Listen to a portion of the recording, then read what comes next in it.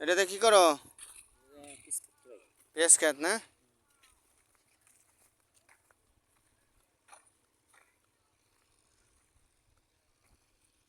আমি আছি আমার নিজ গ্রামে। দেখেন দিগন্ত যারা শুধু খালি পেঁয়াজ খেত আর পেঁয়াজ খেত। এটা হচ্ছে হরিরামপুর উপজেলার ১ নং বাল্লা ইউনিয়নের শরফদিনগর গ্রাম, জিটকার পাশে। এটা হচ্ছে পেঁয়াজগুলা পেকে গেছে প্রায়। এটা হচ্ছে আমাদের স্থানীয় ভাষায় বলে শাগা পেঁয়াজ, ফরিদপুরে বলে মুড়ি কাঠা বলে। যাই হোক, পেঁয়াজের ক্ষেত। আর হচ্ছে মরিচ ক্ষেত।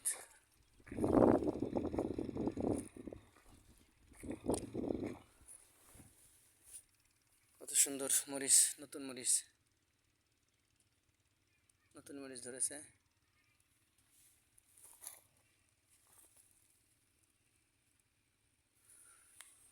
মরিচ ক্ষেত, শুধু পেঁয়াজ মরিচ, এর জন্য বিখ্যাত আসলে আমাদের এলাকা।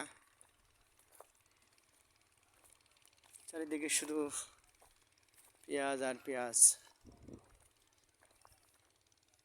পেঁয়াজের ফুল। আসলে অনেক সুন্দর। গ্রামে আসলে আমি যত ব্যস্ততা থাকুক না কেন, আমি আমার ফসলের মাঠে চলে আসি ঘুরে ঘুরে দেখার জন্য। ছোটোবেলা থেকেই এই মাটির সাথে একটা সম্পর্ক, এখানেই বড় হয়েছি। ওইতে দেখা যায় দূরে, ওইটা আমাদের বাড়ি।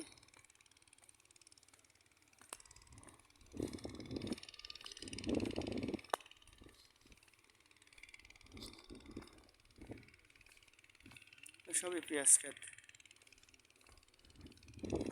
এখন কি পরিমাণ পেঁয়াজ!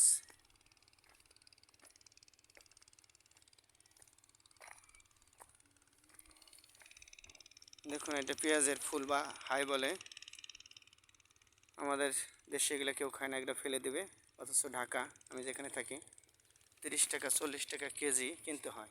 আর এখানে এরা তুলে তুলে ভেঙে ভেঙে ফেলে দেবে সব। খাওয়ার মানুষ নাই। এই হচ্ছে গ্রাম।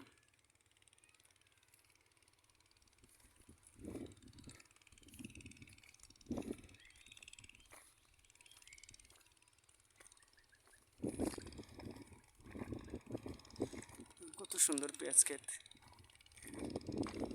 আর এই পেঁয়াজটা কিছুদিন পর উঠবে, মাস দুয়েক পর।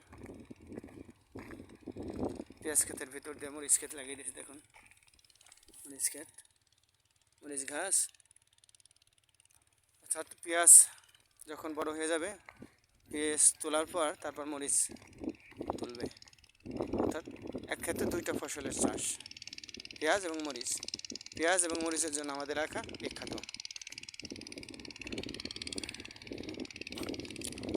দেখুন কত দূর, শুধু পেঁয়াজ, যত দূর চোখ যায় শুধু পেঁয়াজ আর পেঁয়াজ।